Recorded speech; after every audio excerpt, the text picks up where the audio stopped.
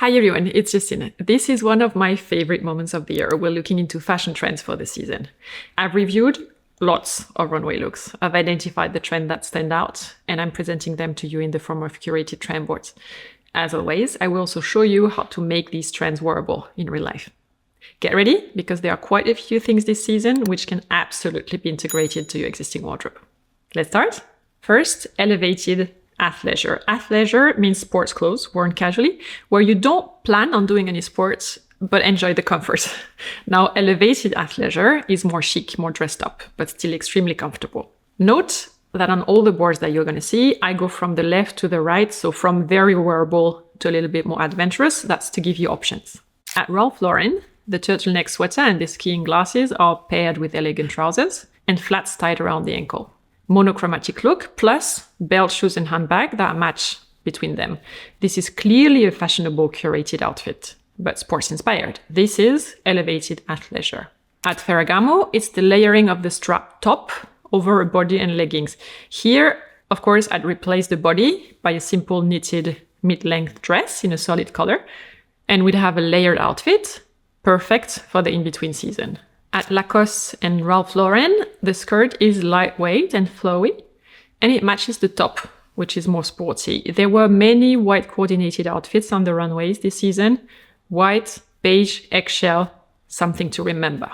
Miu Miu is going more contemporary, more street style, with that jacket and a sweater tied around her bust underneath. But the white skirt again gives chic vibes.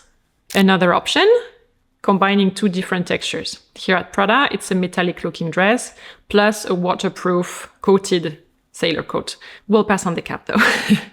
If you remember the time when sneakers were not considered appropriate shoes outside of a gym, you'll understand that this has changed. The first time that Karl Lagerfeld sent sneakers down the Chanel runway, people discarded it, and now every single high fashion brand is doing sneakers. The key item for this season is a tank top. Think Kate Moss of the runway in the 90s. The neckline is U-shaped, and the straps on the shoulders are wide. At Stella McCartney, it's printed close to the skin and paired with extra wide trousers. The contrast is both in the proportions and in the colors. Very urban with an industrial touch. At Coperni, they added distressed fringes, black on black. At Moschino, there is a rope tied asymmetrically under the chest and down the waist. I like that a lot. And the last two options are, well, for the evening. The shiny body at Dior. I'd add a skater skirt here over the body to look a little bit more covered. A skater skirt is shaped like an A, you know. And at Rabanne, the tank top is the underlayer, worn under mesh or here, see-through sequins. The Coperni white tank top was not a runway piece, but I'd included it anyway. It could almost be Schiaparelli. The embellishment is whimsical, beautiful, beautiful piece. Take this as a suggestion. You could get a white simple tank top and embellish it with pins, brooches, clams, etc. In other words, you can personalize your tank top with accessories that you already own, and the result will be unique to you. A fabric that I've seen again and again in collections this season is tulle, artfully wrapped around the body, layered over other garments. It's often a full look, like at Chanel, where we have a top, a short, a dress, and a sort of cape over the shoulders, all in hues that harmonize beautifully. At Sport Max, it's even more high fashion, with a bicolor drape going on around the neck, and also at the hem level of the skirt. Precious. The fact that it's see-through is potentially a problem for daily life, let's be honest. However, I'd totally wear the top with dark fitted jeans, and it would already feel so chic. Jason Wu created a more contemporary version. The print is Japan-inspired, wide, boxy, extremely comfortable. The last two options on the board are evening wear. There, the tulle is covering actually much of the body. The sexy part comes from the fact that it's see-through. Nancy Dojaka's presentation is lovely. See how the tulle is wrapped cross, like around the shoulders. I replaced the red panties by a mini or a pencil skirt. Still bodycon, but more covering to make it a wearable look. Tulle is great as a layer on top of something else. It brings a touch of femininity to any outfit. The pattern that I did not expect to be trending this spring-summer is the plaid. Traditionally British, but then when brands all over the world start adopting it, it is indeed a trend, right? Starting with the super wearable Burberry, because of course Burberry would do plaids and checker patterns, it's their heritage. The pattern on the trousers is discreet, it's a fine, light colored line. Great option for when you want to bring in a pattern, but feel more comfortable wearing solid colors. At the row, the pattern is on the coat, which clearly contrasts with the rest of the outfit. But one of the colors on the coat is also the color of the outfit. You know, I always say if you want to try wearing prints but don't know how, start with a print where one of the colors in the print is the same as another garment in the outfit.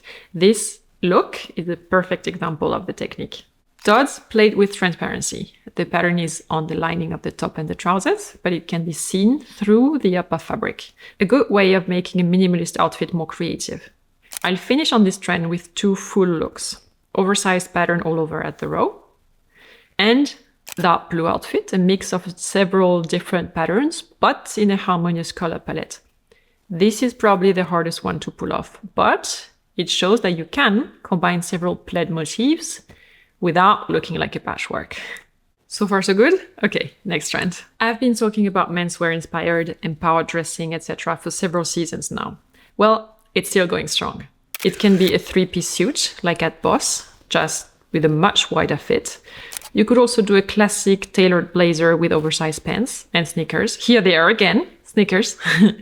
At Bottega Veneta, they went full on tailoring, but with a twist. The shirt has an XXL collar that doesn't require a blazer on top, and it doesn't have buttons. The skirt trousers has only one leg, so it's a one trouser thing, and an asymmetric skirt piece on top. I would totally wear that if I was on the board of a large corporation and I'd feel powerful. Oh yes, I'd love that. It's just very formal. This Story Birch blazer makes me very happy too. It's impeccably tailored, asymmetric, cinched in the waist without buttons. Lovely. More menswear inspired options because so many runways presented powerful ladies in suits. Ferragamo leaves the blazer open and adds a matching flowy scarf. Notice the pants details at the bottom, which brings a subtle, romantic musketeer touch to the outfit. Erdem goes full look, preppy, with a large cotton label sewn on the outside of the sleeve. I believe the first brand to do that was Off-White, if I'm not mistaken, and now many brands are doing it. Saint Laurent's runway was full of suits, including the tie. This is probably the most masculine version of this board, except that it's a color you won't find in menswear. Bottega Veneta and Stella McCartney went crazy on shoulder padding. That always reminds me of Mrs. McClane in Die Hard and other movies from that era, especially when it's a trench coat. What do you think of this trend? I can see some vintage vibes in there somewhere. Pantone's color of the year is Mocha mousse, and it indeed was everywhere in the collections. It's a warm hue that feels familiar, reassuring, and that goes well with so many things. And the strategy here is to mix several shades of sands and browns around it to create a harmony. Armani is mixing Mocha with lighter browns. Hermes is mixing it with more intense browns. I'm showing 2 Hermes looks here so you can see how they do it. Since the hues are close to each other, what they're playing with is the texture. Lightweight versus heavier weight, opaque versus see-through, fabric versus leather. You can always count on Hermes for French chic and super refined color choices. Miu Miu throws in a contrasting artificial color for a younger look, that sort of electric cloud blue peeking through. And at Zimmermann, they match Mocha with a poetic color gradient.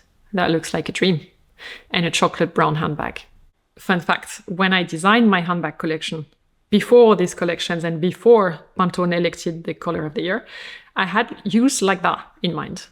And I can't remember why, but I ended up with the sun color, which is very similar. It just felt right, and it goes with so many things that you probably already have in your wardrobe. And now all my designs from the Elixir collection come in this color. So I leave a link down below and also in the card here, if you're interested. Let me know which trends you'll take, which trends you'll leave. Trends are options, right? That you can pick and choose from. So I'm curious to hear what you think. Okay, good. I hope you enjoyed the video. Take care. Bye.